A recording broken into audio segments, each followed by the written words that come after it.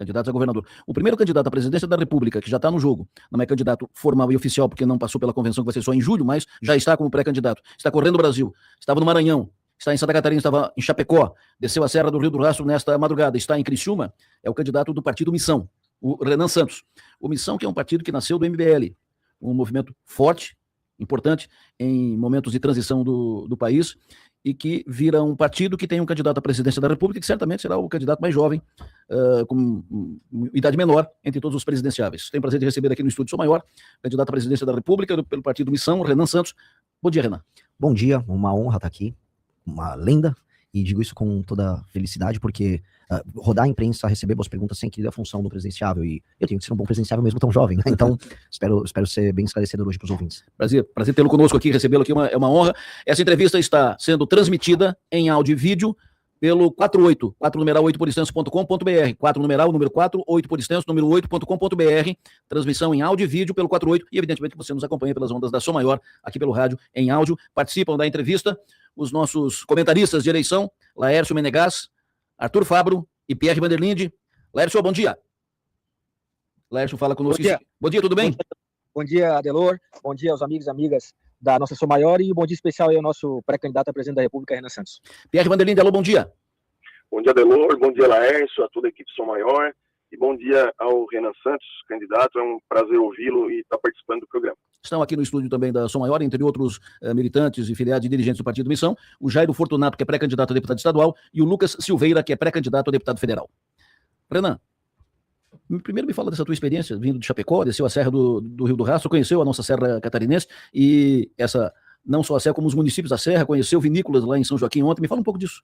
Olha, foi uma experiência sensacional. É um país muito de contrastes, né? Eu tava rodando o Maranhão há coisa de uma semana e meia atrás. É um lugar muito pobre, com cidades pouco desenvolvidas, com cidades sem atividade econômica. Cidades pequenas do interior têm uma dependência total e completa do governo federal. Por que eu tô fazendo esse preâmbulo? Porque eu vim pra Santa Catarina, e por mais que a gente possa puxar outros contrastes, o principal contraste é: as cidades são autônomas, são cidades baseadas em confiança, com uma economia desenvolvida e com um desenvolvimento econômico espraiado. Ou seja, todas as cidades vão ter algum tipo de atividade econômica, maior ou menor, em diferentes intensidades, com setores diferentes, e todos eles conexos.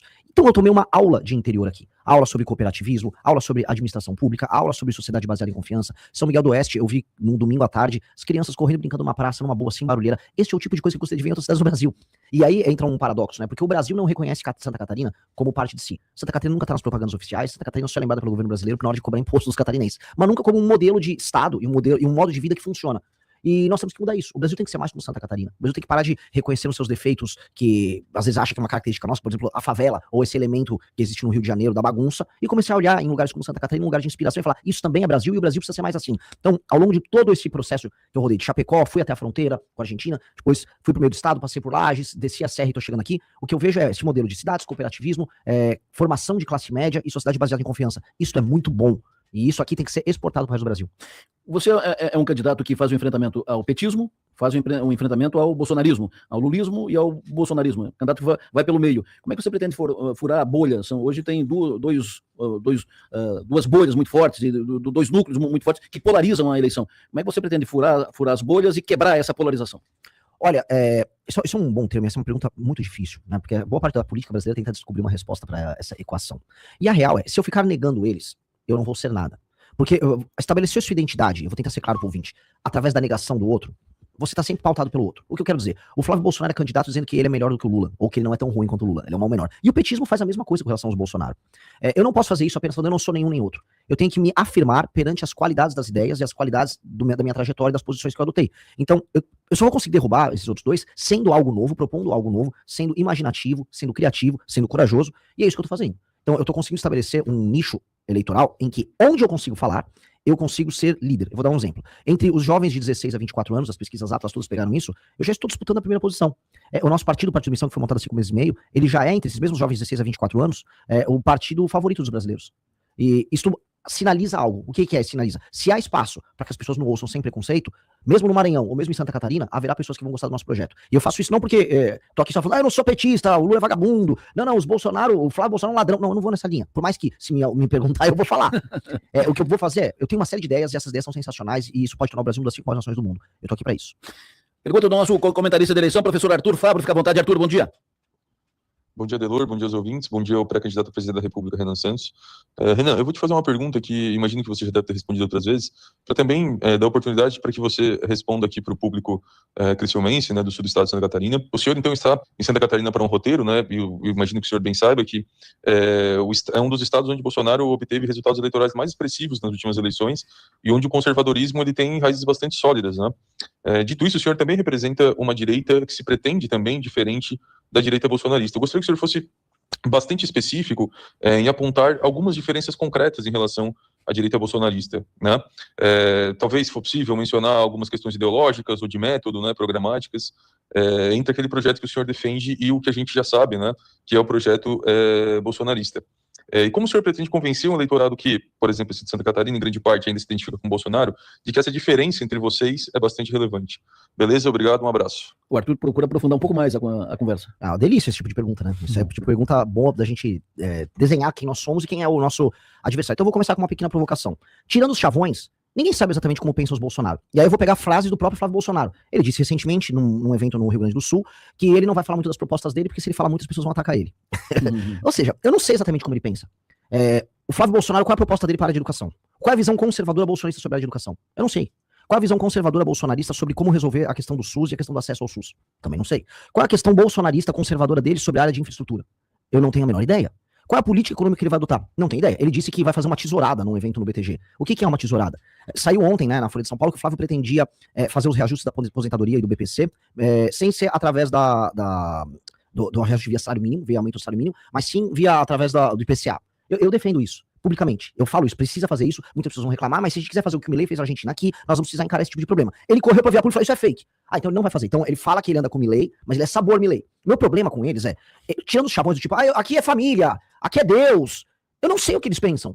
Eu não tenho a menor ideia, ninguém tem a menor ideia. O Carlos Bolsonaro quer ser senador aqui por Santa Catarina. O que o Carlos pensa sobre os problemas de Santa Catarina, sobre o Pacto Federativo? Qual é a visão conservadora do Carlos Bolsonaro sobre isso? Ninguém sabe.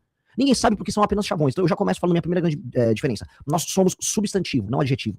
Falar que eu sou conservador, para eles é um adjetivo. Pra gente, ser de direita é um substantivo e às vezes direitar é um verbo, é uma ação política baseada em ideias. Então, eu montei um livro, eu tenho projetos para todas essas áreas que eu falei. Eu sei como ser um candidato à direita usando tecnologia no SUS e aproveitando o elemento centralizado do SUS para com machine learning e inteligência artificial a gente melhorar o atendimento das pessoas. Eu sei como resolver o Pacto Federativo para fazer com que o povo que trabalha e produz, como por exemplo o povo de Santa Catarina, não seja permanentemente roubado e esse dinheiro não vá para um prefeito vagabundo lá em Alagoas ou no Maranhão gastar com qualquer coisa e não melhorar a vida das pessoas lá. E aquelas pessoas terminam migrando para cá e gerando problemas, inclusive, políticos nacionais. Eu sei como tratar disso, eu vou tratar disso, eu não vou ter vergonha de fazer esse tipo de tema. Esse tipo de coisa, que é uma diferença de mérito, de postura, de formas de encarar os problemas, já nos diferencia como água e óleo deles.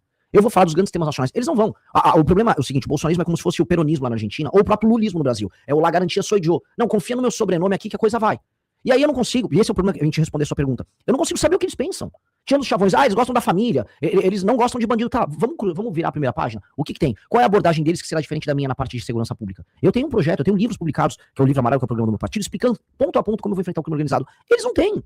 Eles são em guerra cultural, né? Eles dizem que são descendentes diretos do pensamento do Olavo de Carvalho. Ok. Como é que o Flávio vota nessas matérias? O Flávio votou agora a favor da lei da misoginia, que é um projeto maluco, que acaba com a confiança interpessoal entre homens e mulheres, vai atrapalhar a ascensão de mulheres na carreira delas dentro das empresas, porque simplesmente qualquer coisa vira misoginia, as empresas vão querer se proteger disso. Então, qual é a ideia dele sobre guerra cultural? Não sei.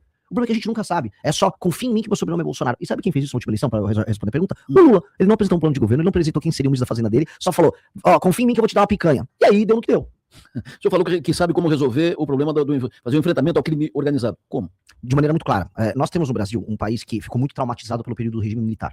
Houve um trauma. Então, qualquer legislação que fosse muito rígida com o cometimento de crime já era tratado como um retorno aos porões do Dobbs, porões da ditadura. E fora isso, houve também uma ascensão de um pensamento à esquerda que sempre achava que a violência estava por conta das desigualdades sociais e a violência, portanto, tinha que ser encarada como uma forma quase de redenção poética da pessoa mais pobre, não sei o quê. Isso é tudo balela, tá? Estudos sérios, por exemplo, da FGV de 2007, demonstram que há uma correlação muito mais forte entre o menino que comete o crime dos seus 15 a seus 29 anos não ter a figura paterna perto dele, portanto, vir de uma família destruída, do que, por exemplo, o índice Gini, que é a desigualdade social. Ou seja, a desigualdade social é menos importante no cometimento do crime, na formação da mente desse criminoso, do que a ausência da figura paterna. Outra pesquisa que foi feita, muito importante, demonstra que presidiários, foi o Gakia que trouxe essa pesquisa, Pérez Chiquida. Presidiários, eles têm medo, e essa pesquisa foi feita presidiários, de penas muito altas como prisão perpétua ou até pena de morte, e isso faria eles serem dissuadidos de cometer crimes. Então, o que a gente já sabe é que toda a literatura internacional nos mostra, penas mais altas, certeza de punição, e aí você abordar esse jovem dos 15 aos 29 anos, porque a maior parte dos crimes violentos são cometidos nessa época, inclusive com tratamento psicológico nas escolas, acompanhamento, e é por isso que as escolas militares são um sucesso, porque você tem a figura masculina próxima, você começa a diminuir o cometimento de crime. Só que aí tem um outro elemento. A gente ficou errando em políticas públicas de segurança no Brasil há décadas. E aí isso criou monstros. PCC é um monstro, Comando Vermelho é um monstro, e outras facções menores são monstros. No Rio ainda tem as milícias que são monstros. Aí a gente vai ter que dar um tratamento específico pra eles. É como se o Brasil fosse um doente, né? A gente tá com câncer, e aí agora a gente vai ter que fazer uma cirurgia específica em alguns pontos. O câncer é a violência como um todo, né? Você tá com as células cancerígenas espalhadas. Só que os tumores é o Comando Vermelho, PCC. Então eu vou ter que ter uma legislação específica pra isso. Essa legislação dá-se o nome de direito penal do inimigo, que é uma teoria de um jurista alemão chamado Günther Jacobs, que inclusive vai escrever pra nossa revista. Um professor, um vovozinho alemão, muito inteligente, trouxe essa perspectiva de que quem não aceita a legislação e a cultura de um país e está permanentemente em cometimento de crime, como por exemplo uma organização terrorista, ele não pode ter os mesmos direitos e prerrogativas que um cidadão comum. Se você bate o carro e vai lá dar uma briga na rua, você acaba dando um socão na outra pessoa. Tudo bem, você vai ter que ser punido eventualmente, mas você tem os seus direitos, você tem sua presunção de inocência. Uma pessoa que coloca uma tatuagem em Comando Vermelho, ele não tem presunção de inocência. A gente tem que considerar que ele está permanentemente em cometimento de crime. Essa pessoa tem que ser considerada como alguém que terá que ser abordada pra polícia e já ser presa. Então logo a ser identificada. Essa pessoa não vai poder pagar fiança, essa pessoa não pode ter progressão de pena, as penas têm que ser mais duras com relação a ela, ela não pode ter audiência de custódia que simplesmente possa liberar ela. Ou seja, ele é um ser anômalo. Ao fazer isso, e no primeiro dia de mandato nosso, decretar estado de defesa circunscrito apenas às regiões tomadas pelo tráfico, a gente pode destruir o crime organizado no Brasil. E aí, ou os bandidos se entregam de maneira pacífica, ou a gente prende ou mata eles de maneira clara. E aí, esses caras vão pra cadeia, e aí a gente começa um novo capítulo no Brasil, que é recuperar as dezenas de milhões de pessoas que vivem nas favelas do Brasil. Que é ali onde o crime é cometido, é ali onde esses meninos que entram pro crime são gestados. E é ali que a gente tem que atacar. Atacar no sentido positivo. Desfavelizar, criar bairro, fazer investimentos poderosos de infraestrutura, pra gente alterar essa dinâmica e recuperar pro Brasil esses milhões de cidadãos. Confirmando essa entrevista, está sendo retransmitida em áudio e vídeo pelo 48, 4 numeral 8 por extenso.com.br, além das ondas da Rádio Som Maior também em áudio e vídeo no 48, 4 numeral 8 por extenso.com.br. Comentarista da eleição Som Maior, Laércio Menegas, professor, bom dia, fica à vontade. Bom dia.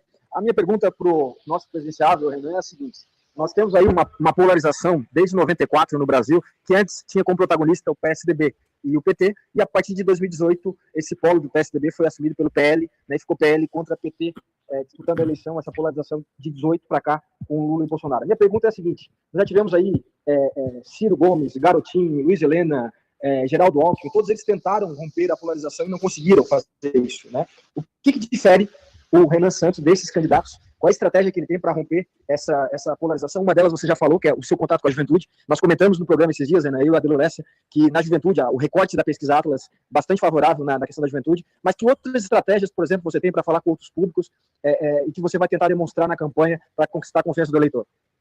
Obrigado, Laércio. De maneira clara, a mensagem que a gente passa para os mais jovens é exatamente a mensagem que as pessoas mais velhas vão querer ouvir. Se um ouvinte da rádio estiver agora assistindo, ele não vai discordar, imagino eu aqui em Criciúma, da maior parte das coisas que eu tô falando. Ele, na verdade, não me conhece, e, na verdade, se ele tiver lá mais de seus 50 e poucos anos, ele tá, vamos dizer, ainda inebriado pela lógica do bolsonarismo como resposta dialética ao petismo. O bolsonarismo como enfrentamento natural ao petismo. Mas se você olhar na letra da lei, ou se você olhar no papel, as propostas do Flávio são muito menos condizentes com o que ele pensa do que as minhas.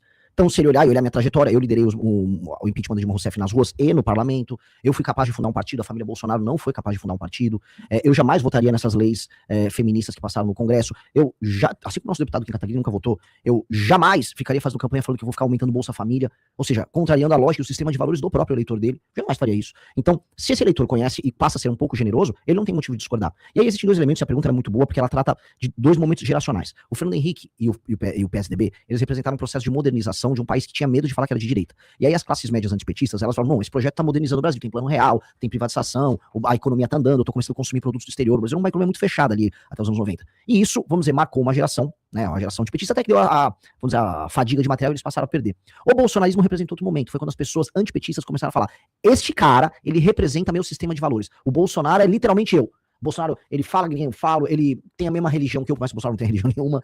O Bolsonaro defende a família por mais que ele esteja na terceira família. O Bolsonaro, ele gosta de matar bandido, por mais que o governo dele não tenha passado uma legislação que realmente prenda bandido. Ou seja, as pessoas se identificaram ali com o Bolsonaro e falaram, esse é o homem, eu vou com ele ali. E já está apresentando a fadiga de material também. Essa fadiga de material já está acontecendo. Nós representamos um outro momento, que é um momento otimista. Esse é o ponto que eu quero falar. Eu quero falar para todo mundo que, assim, as gerações mais novas estão olhando e falando, o futuro pode ser glorioso. O Brasil realmente pode ser uma das 5 maiores nações do mundo, nós temos tudo para isso. E os problemas que a gente padece, eu pago imposto alto, a inflação, ela tá sempre comendo um pedaço do meu salário, os juros são altíssimos no Brasil, andar na rua no Brasil é perigoso. Todos esses são problemas pequenos.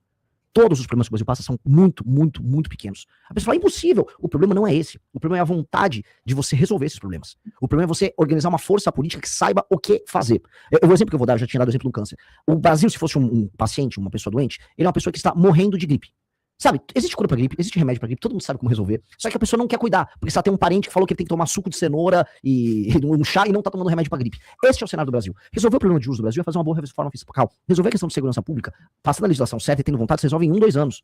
Resolver a questão da reforma administrativa dos estados e municípios para fazer eles serem autossustentáveis, como são aqui em Santa Catarina, a gente resolve em 3, 4 anos. É questão de resolver uma equação política. Isso é difícil. Que é resolver os jogos de poder que existem entre os estados, os municípios, o tal do Centrão, hoje também tem o STF como um player. Este é o desafio. E nós estamos criando um projeto político inteiro devotado a resolver isso. E isso é otimista, isso aponta para um futuro que vai ser glorioso. Eu vou falar, a maior parte dos problemas brasileiros de Estado, que são muito ruins, a saúde e a educação no Brasil, com o uso da tecnologia, com a inteligência artificial que está chegando aí, galera, é uma revolução, vai mudar tudo. O SUS, que antes era uma desvantagem brasileira, vai ser uma vantagem enorme, porque ele é centralizado, a gente vai poder cruzar dado, aí a gente vai poder saber se uma pessoa vai desenvolver diabetes, já vai ter um remédio próximo. O presidente de El Salvador, o Bukele, apresentou esse mesmo projeto, e já está fazendo uma espécie de SUS dele no celular da pessoa, que não tem atraso, a pessoa consegue fazer a consulta com o médico, em vez de pegar fila, ela já faz por teleatendimento com qualquer médico espalhado pelo país, o remédio já aparece num totem perto da casa dele, aí você consegue prevenir, controlar estoque, gasta menos dinheiro, tem menos corrupção, é muito melhor. O futuro será incrível. E para você fazer uma revolução que envolva inteligência artificial, alta tecnologia, você precisa de gente boa com cabeça nova.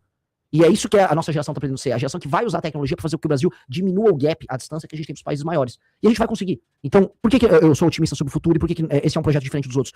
Porque a resposta que já está tendo dos mais jovens mostra que isso está convencendo os corações e mentes das pessoas que já estão entendendo que o caminho é outro. E aí é um processo de convencimento, é um processo natural. Já aconteceu com o Milei na Argentina, já aconteceu com o Trump nos Estados Unidos. O próprio Bolsonaro teve um pouco disso. Isso está acontecendo com a gente. Se fala de reforma tributária, ela está sendo implantada, fala-se da reforma administrativa, reforma previdenciária, reforma política. O que você faria numa reforma política se fizesse a reforma política se entendê-la necessária? Pergunta difícil, hein, homem? Pergunta difícil. Eu vou falar minhas duas posições sobre reforma política. Quando todo mundo fala em reforma política, vocês estão falando muito em modelo de votação. É distrital misto. Muitos vão nessas linhas. Pode ter mais partido, pode ter menos partido.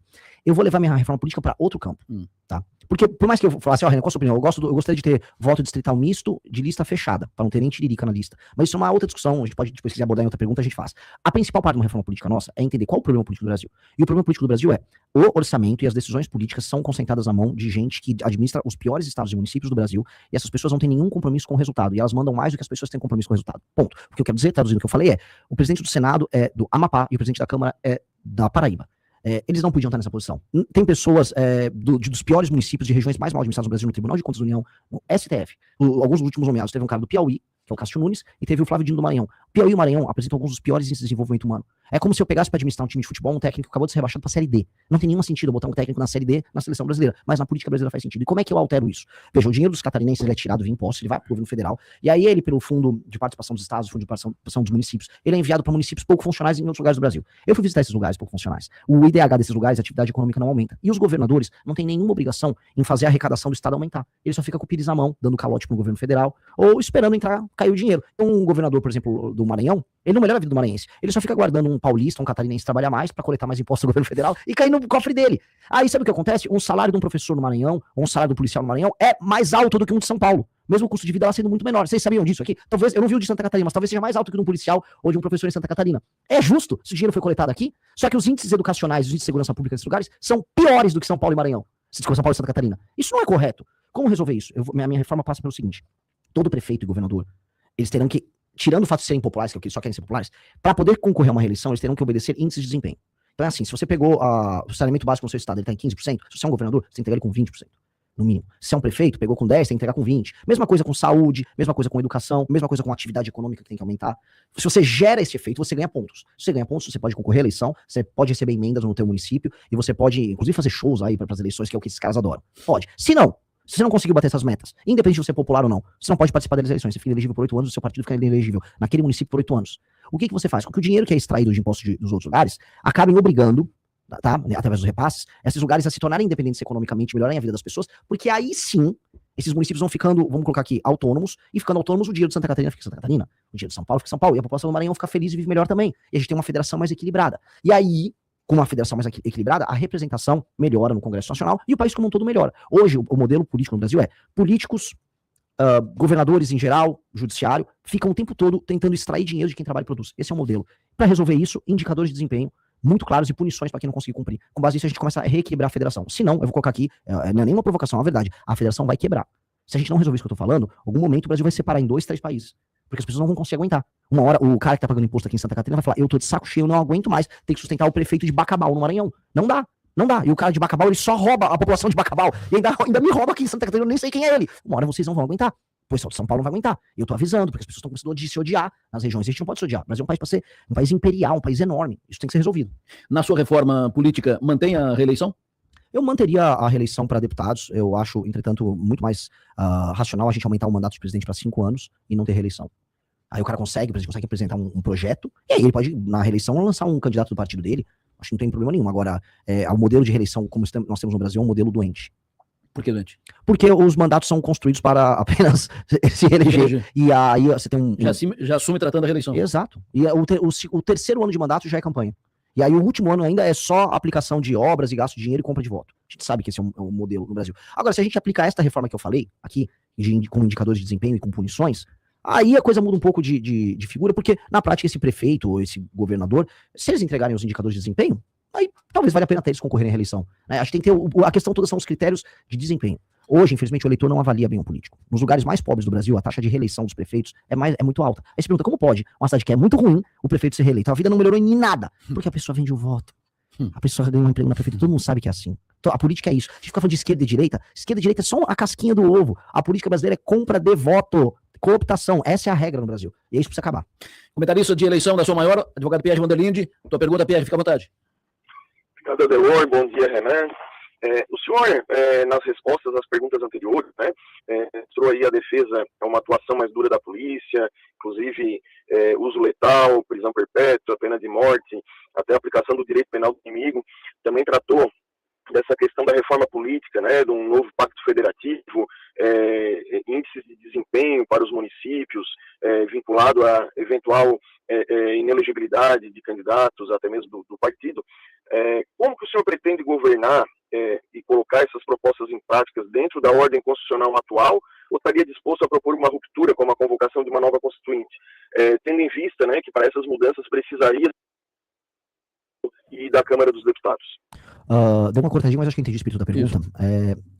De maneira clara, a única coisa que demandaria uma alteração constitucional é se eu quisesse aplicar a pena de morte ou prisão perpétua, isso, porque isso são cláusulas pétreas. O resto é PL, projeto de lei, ou PEC, projeto de emenda à Constituição. Coisa que, infelizmente, todos os presidentes têm que fazer. Tudo que envolva melhorar o desempenho econômico, alterar a forma como o Estado é conduzido, você tem que fazer PEC no Brasil. Isso é uma desgraça. É uma herdade da Constituição de 88, que ela prevê tudo. Né? A Constituição que abraçou tudo. Isso, inclusive, é a origem dos superpoderes do STF. Porque se tudo é constitucional e o STF é um tribunal constitucional, então ele vai julgar qualquer coisa, né? Mas eu não vou me evadir muito do tema central da questão. O ponto é, para você fazer isso, eu pretendo um dia, se eu conseguir, através do Partido Missão, não no primeiro mandato, tocar uma constituinte. Nós precisamos alterar a Constituição brasileira porque ela é um entrave ao crescimento brasileiro. Novamente, qualquer tema é constitucionalizado aqui no Brasil. Tem até piso de determinados servidores que estão na Constituição. Isso é doentio, isso é loucura. Você não tem que discutir na Constituição parâmetros, por exemplo, para uma reforma da Previdência. Você não tem que discutir numa Constituição temas que envolvam licenciamento ambiental. Isso é tudo maluco. Isso é doentio. Esse é um problema, mas é um problema que eu gostaria de tratar não agora. Para tratar dos 3 temas que eu falei aqui, que são os principais. Uma reforma fiscal e de competitividade no Brasil, que envolve PEC. Uma alteração das leis penais, processo penal, para incluir inclusive o direito penal do inimigo, que é PL, mas envolve também PEC. E para fazer essa reforma administrativa que eu falei, que mude os sistemas de incentivo para os estados e municípios, que permitam punições e incluir, vamos dizer, critérios objetivos de avaliação, tudo isso é PL e PEC. Eu não preciso de uma constituinte. O que eu vou precisar é de maioria no Congresso Nacional. Tá? E aí entra a pergunta do como. Para ter maioria no Congresso Nacional, eu tenho que escolher os inimigos que eu preciso primeiro. Né? Igual como você faz para comer um elefante, por pedaços. O primeiro pedaço que a gente tem que comer é a da reforma fiscal que eu tenho que fazer na transição. Eu ganhei a eleição em outubro, e em dezembro eu tenho que estar fazendo uma reforma fiscal com a legislatura atual. Eu tenho que passar o máximo que eu puder dessa reforma fiscal para vir dólar para o Brasil, para a gente romper essa trajetória de aumento de dívida que a gente tem, para sobrar espaço fiscal para o Brasil poder investir. E aí os juros vão cair, e aí a gente começa a ter um país mais previsível, sobra dinheiro na mão das pessoas, e eu posso até depois de 2 anos começar a baixar imposto. Que aí eu consigo baixar, porque eu vou reduzir o aumento da dívida e o aumento dos gastos do Estado. Isso é uma notícia boa. Segunda coisa, aí entra algo que vai me deixar altamente popular. Eu vou declarar guerra ao crime organizado, e eu vou destruir o crime organizado. E nunca fizeram isso no Brasil. Todos os presidentes que fizeram isso de maneira clara, na própria América Latina, aumentaram muito sua popularidade. E aí como é que eu vou gastar minha popularidade? Especialmente minha popularidade com os políticos. Aí eu vou gastar tudo numa reforma administrativa. Tudo nessa reforma que eu falei. Que essa é a reforma que vai desmontar a forma de fazer política do Centrão no Brasil. E aí eu falo pro nosso ouvinte, o STF é um problema? Sim, um grande problema. É um problema que começou a crescer a partir de 2012 e que agora chegou no ápice aqui nos últimos anos e que agora a gente tá assistindo, nossa, é um problema muito anômalo. Sim. Agora o maior problema nosso é o Centrão.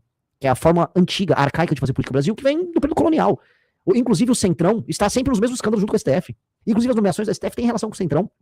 Tudo isso está relacionado. Destruir o Centrão é mais importante do que, ou melhor, destruir a forma de fazer política do Centrão é mais importante do que destruir a mentalidade da esquerda ou o próprio STF, porque ele dá base para tudo isso.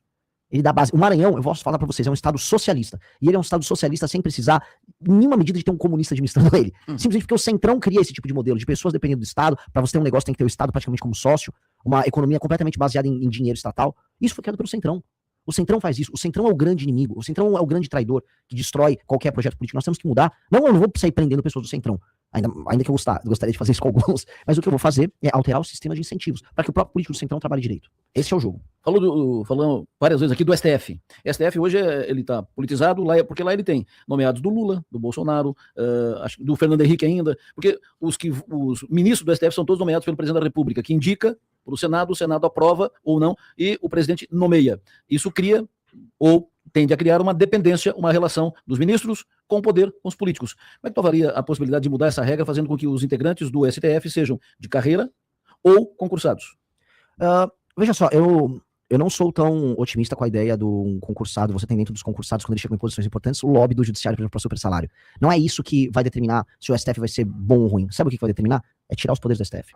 Hoje o STF manda em tudo. Eu vou dar um exemplo. A Suprema Corte Americana ela também funciona com nomeação política. Só que por que ela não interfere tanto? Porque ela só trata de matéria estritamente constitucional, ela tem um filtro de entrada. Nos Estados Unidos, o STF deles cuida de 50 ações. No Brasil, são de 8 mil ações. O STF também tem superpoderes aqui no Brasil, porque 83% das decisões delas são monocráticas. Portanto, cada ministro dá uma sentença, dá a canetada dele e fica com uma decisão monocrática. Outra coisa que eles podem fazer, como eles viram uma espécie de última instância do judiciário, que eles não podem ser, eles têm que ser apartados do judiciário brasileiro, eles têm... eles podem sentar em cima de um processo, por exemplo, pedir vistas, e ficam o tempo todo sentado no processo. E aí você pode ajudar uma empresa ou ajudar um cliente, que é o que eles fazem. Eles também têm escritórios de advocacia ligados a familiares deles, que deveria ser proibido, como é em qualquer lugar sério. Então, se a gente já tira todos esses elementos do STF atual, ele só vai tratar de maneira jurídica os temas jurídicos. E a última, que é a mais importante, a gente tem que criar uma corte política, feita com, aí sim, desembargadores de carreira, que são sorteados de cada estado, e ficam no máximo 2 anos nessa corte, e essa corte julga os deputados e os senadores. É a corte política que vai fazer o papel de foro privilegiado. E ela, um deputado não pode ser julgado por um desembargador do seu próprio estado, pro bem ou pro mal, né, tem que ser de outros estados. Essa corte não tem que ter nenhum tipo de influência política nela, é estritamente técnica, ajudando casos criminais. E aí o que isso vai fazer? O STF não tem mais poder de mandar sobre Câmara ou Senado, portanto, quando o ministro não se comporta direito, o senador vai estar muito tranquilo em chamar ele e inclusive fazer o impeachment. Essa é a reforma que a gente precisa fazer para resolver o STF. Pergunta do consultor de investimentos, comentarista de mercado aqui da Rádio Som Maior, Arthur Lessa, fica à vontade, Arthur. Bom dia, Delor. Bom dia, Renan. Seja bem-vindo a Criciúma. Eu queria fazer uma pergunta bem objetiva na área econômica. A gente tem visto vários projetos, é a pauta da semana, a questão da escala e da jornada de trabalho, e aí se discute o salário do brasileiro, o salário mínimo, reduzir a escala sem reduzir o salário, né, sem reduzir a remuneração. Mas um ponto que não se discute em nenhuma das alas da política brasileira é a redução do custo de contratar. O brasileiro recebe pouco porque a empresa gasta muito para contratar um dinheiro que não vai para o brasileiro, não vai para o trabalhador. Como é que no seu governo seria resolvida essa questão? Que ações, que mudanças seriam feitas para que o custo da empresa fosse mais próximo ao que é recebido pelo trabalhador? Renan, fica à vontade. Grande pergunta. Olha, só para começar aqui, eu não vi ainda os demais, tá? Mas eu sou o único pré-candidato completamente contrário a esse projeto populista do governo Lula que vai gerar desemprego, que é o fim da escala 6x1, porque eles colocam no seguinte termo dessa discussão: olha, ou de um lado você trabalha 6x1, ou do outro você vai ganhar a mesma coisa e vai trabalhar menos. É mentira. Porque ele está levando a erro as pessoas. Tem que ser, ou de um lado, você vai ter a possibilidade, tá, de acabar com a escala 6x1 e aí trabalhar menos e ganhar igual, com uma jornada menor, tá? E essa possibilidade é mínima. Ou você vai ter desemprego puro e simples. E você não vai ter nenhum emprego. Porque essa é a discussão que tem que ter. As pessoas muito provavelmente ficarão sem emprego, empresas vão aumentar os custos delas, empresas vão fechar, o Brasil vai perder competitividade em alguns setores industriais que ele faz parte das cadeias globais de produção, e vai vir alguma empresa mexicana, alguma empresa chinesa, alguma empresa vietnamita, alguma empresa indiana, e vai roubar os clientes dos brasileiros, e o Brasil vai ficar mais pobre. Porque você não aumenta os rendimentos das pessoas se não aumentar a capacidade produtiva, a produtividade da economia brasileira. Ponto. Só que é papo de maluco populista que o Lula tá usando pra tentar ganhar a eleição. Só. E a direita não tem coragem de falar isso. Inclusive o Nicolas, né, já ensaiando um voto favorável a isso. Ele falou assim, eu vou botar uma emenda que aí o governo vai ter que pagar pras empresas a diferença. Mentira, isso é loucura. Aí a gente vai quebrar as contas públicas só pra atender o desejo populista do Lula. Isso é loucura. Então vamos lá, o que a gente tem que ter, e respondendo a tua pergunta, juntando esses assuntos. O modelo de contratação da CLT, que tem todos esses custos, ele é inviável. Nós temos que ter um novo modelo de contratação e uma cobrança, aí sim, dos impostos concernentes à INSS, que é o recolhimento, né? De maneira flat para todo mundo. Ou seja, nós temos hoje um MEI que cobra menos, então a pessoa faz um MEI e ela trabalha como MEI e ela paga alíquotas muito menores. Na CLT ela paga muito alto. Em ambos os casos, em um dos casos a pessoa fica com a maior parte do dinheiro no bolso e no outro caso o Estado fica com a maior parte do dinheiro. Nós temos que criar um parâmetro menor, cobrando impostos menores, muito menores do que a CLT, em que seja fácil contratar, em que seja fácil você demitir uma pessoa, como é em qualquer lugar do mundo, em que não tenha judicialização. Inclusive aqui em Santa Catarina, a gente voltou a ter judicialização na área trabalhista, porque começou a ter decisão de desembargador aqui, falando, não, você não tem custo sem entrar com ação trabalhista novamente, ou seja, disparou, aumentou em mais de 15% as ações trabalhistas, tem que ter essa segurança jurídica. O modelo da CLT, se não abandonado, a gente vai ter que deixar ele num canto e criar um outro modelo de contratação simples e direto e igual e previsível, que faça as pessoas trabalharem com muito menos custos. Aí o que vai acontecer? As pessoas vão naturalmente abandonar o modelo CLT para um modelo que, vamos dizer, o desconto dela, referente, por exemplo, ao INSS, que é no fundo a aposentadoria, o sistema previdenciário brasileiro, mas, no fim do dia, a maior parte do dinheiro ficando com ela e a maior previsibilidade. Este modelo, ele tem que estar presente já no próximo governo. O próximo presidente da República precisa fazer isso, porque o Brasil está indo para uma informalidade bizarra, e nessa informalidade tem pessoas que estão trabalhando e também não estão, basicamente, arrecadando os impostos para a área do INSS. Então isso vai dar um problema previdenciário lá para frente. E o cara da CLT está pagando um valor altíssimo. Então está muito desequilibrado. A gente vai precisar reequilibrar para pagar todo mundo um pouquinho, bem menos do que a gente está pagando na média, de impostos, e facilitar a contratação das pessoas. Acho que isso vai ter um efeito muito positivo na cadeia como um todo. Renan, pergunta de milhões. Está hoje colocado uma tendência de termos um segundo turno no Brasil entre Lula e Bolsonaro, Lula e Flávio Bolsonaro. Ponto. É a tendência, é o que está colocado. Tu está correndo o Brasil tentando quebrar essa lógica, essa tendência, e ganhar uma vaga no segundo turno. Mas, mantida a tendência, como é que vota o Renan no segundo turno? Renan vota em Renan. Se o Renan não estiver no segundo turno. Eu não trabalho com essa hipótese. Nunca trabalharei. Não se entra num campo de batalha pensando em perder. Imagina assim, eu tenho milhares, tem meninos colocando o seu coração, sangue, suor e lágrimas, trabalhando no Brasil sem dinheiro nenhum, ajudando na pré-candidatura. Aí eu vou aqui chegar pra você, vou ficar conjecturando uma derrota pra esse cara. Eu nunca vou conjecturar essa derrota. Segunda pergunta. Num debate, vamos supor que todos estejam no debate. No debate, primeiro debate realizado, Renan, Lula, Flávio Bolsonaro, Caiado, Zema, se estiverem no processo e tal. O que tu perguntaria pro Lula? Uau! Seria o meu primeiro encontro com o Lula desde 1989. Eu vi ele num jogo de futebol e mandei ele tomar naquele lugar, por causa do meu pai, né? Eu tinha 5 anos de idade. Assim, a primeira pergunta, é uma pergunta meio óbvia, muito idiota, mas de fato, cadê a tal da picanha? No sentido de, cadê os ganhos na vida das pessoas? Cadê a acumulação? Cadê a felicidade maior do brasileiro? Cadê os gastos dele? Cadê o consumo maior que ele prometeu e não entregou? Onde tá isso? Porque ele vai precisar explicar isso, porque ele falou que as pessoas iam ficar mais prósperas e terminou o mandato dele dando pé de meia, botijão de gás e energia elétrica, ou seja, todo mundo ficou mais pobre. Se você tá precisando de um botijão de gás, inclusive aqui em Santa Catarina tem lugar de entrega do botijão de gás dele, significa que todo mundo ficou mais pobre. E alguém vai ter que mostrar e jogar isso na cara dele, que as pessoas ficaram mais pobres no governo dele e ele tá agora arrancando dinheiro das pessoas que trabalham e produzem pra dar botijão de gás pros outros. Eu quero ver, ele vai ter que sambar pra responder isso. Aí na segunda pergunta tu vira e pergunta pro Flávio Bolsonaro. A primeira pergunta do Flávio Bolsonaro explique para o Brasil por que você chegou e entrou com uma liminar mandando o COAF sair da frente para salvar você de um escândalo de rachadinha em que os seus funcionários davam o dinheiro deles, em que é 90% do salário pro Queiroz, e o Queiroz administrava e pagava inclusive as contas dele, Flávio. E se isso não é isso próprio, uma facilitação do trabalho da STF, porque na prática o STF ficou hiperimpoderado por conta do escândalo da rachadinha do Flávio Bolsonaro, em que o pai dele fez um acordo para salvar ele. E ele vai ter que explicar esse acordo pro Brasil. Porque uma coisa é fazer as pessoas ficarem na frente de quartel, achando que estão enfrentando o sistema. O outro é o próprio Flávio Bolsonaro fazer acordo com o sistema para não ser preso. Muito obrigado pela tua vinda aqui no Estúdio Sumar, foi um prazer te receber. Prazer foi todo meu, uma honra, ótimas perguntas e espero ter contribuído. Sucesso para ti, caminhada. Renan Santos, candidato à presidência da República, partido Missão, Partido Novo. Renan, candidato à presidência, é o primeiro presidenciável aqui no Estúdio Som Maior, na caminhada para a eleição desse ano 2026. Gostou do vídeo? Então se inscreva no canal e deixe o seu like. Esse apoio faz toda a diferença para continuarmos trazendo mais conteúdos. Te vejo no próximo vídeo.